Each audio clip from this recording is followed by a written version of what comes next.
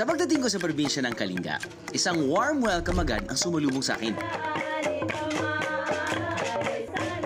Yung salidum ay basta kanta ng Kalinga, lalo na kung may binata kayo, may mga dalaga, pag may matanda na namatay o may okasyon, kanta kayo ng salidum ay na makita na masaya kayo. Fresh from the airport, 2-hour drive papunta dito. Papunta pa lang dito, alam mo nang, uy, mukhang parang papunta akong Baguio. After 15 minutes, medyo steep na naman yung paakyat, pero kaya-kaya. Nakita mo na to. Ayan. Sabi ko nga wow, nandito na ako sa Banawe Rice Terraces. Mali pala, malayo pala yung Banawe. Pareho yung itsura eh. Come on, di ba? May Rice Terraces.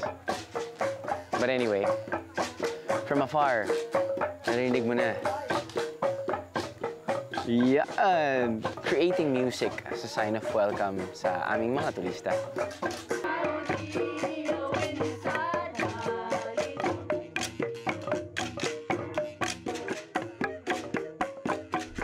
Isang landlocked province ang Kalinga. Ibig sabihin, pinaliligiran nito ng mga kalupaan at kabundukan ng Isabela, Mountain Province, Abra at Apayao. Noong 1995, pinaghiwalay ang probinsya ang Kalinga-Apayao upang mas matugunan ang mga pangangailangan ng mga katutubo rito. Para sa mga turistang naghahanap ng biyaheng siksik sa kultura, hindi kayo mabibigo rito sa Kalinga. Tingnan nyo naman mga biyahero. Unang sabak pa lang, nakakota na kagad ako. Ready to eat! Sa mga dati kong food trip, 10 years bago ko matikman ang mga featured specialties namin sa isang lugar dahil kinukunan pa ang mga ito ng biyahe crew. Pero swinerte ako rito sa Kalinga dahil naabutan kong mainit-init pa ang mga putahe.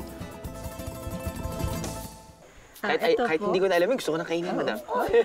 Sige po. Ito po yung unoy o red rice. Red rice, okay. Ito pa yung staple food.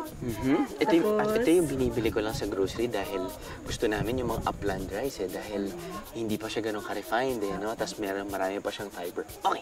Tawag namin dito chilok-chok. May native na onion po to, sili, siyempre. Sesame seeds? So usually ano yan? Paano yan kinakain? Parang kasama yan sa ulam na may parang gulay, kanin ka, may kamote, tapos nun. Appetizer po. Appetizer. Ito usually wild pig and then we just roast it. Inihaw.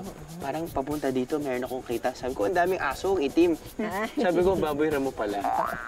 And then dito po, ang tawag namin dito binungor. Binungor? Complete diet po to. May kawayan, may shell. Ito yung kawayan. Ito yung tinandaga. Tapos sili. May sili. Kinukuha namin sa rice field yan. Okay. Tapos paano po niluluto yan? Ano lang, halo-halo, na boiled. Tapos? So, healthy siya. Okay. Ito po, kamote. Kamote. Bino-boil lang po yan. Kaya hindi nababawasan yung nutrients na po. And of course, we have the rice cake. Okay. Tawag namin dito inanchila. Inanchila. Napakasarap po to. Talaga, siguro, so parang pang merienda, pang himagas. Isa rin sa mga specialty ng Kalinga ay ang pilikpikan. Ang pangunahing sangkap nito, native na manok na dumaan sa isang ritual na sinasabing mas nagbibigay lasa rito. Try niyo po to, sili. Ayun, gusto ko yung sili. Baboy! Saka ito po. Yan. Almost! Ay, teka. Ito, sa shell. Si siya, yes. Oh, try.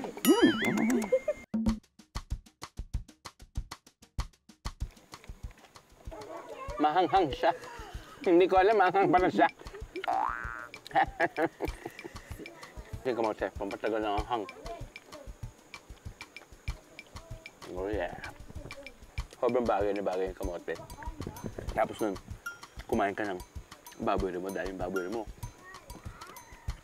Very salty.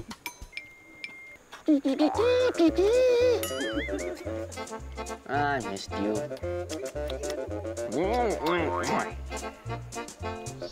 See you later.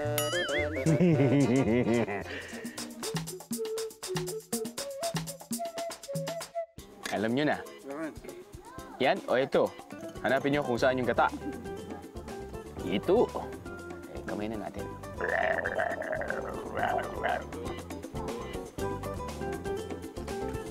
Ooh, yeah. Good texture. Chewy. Pero gusto ko rin tingnan to. Ay.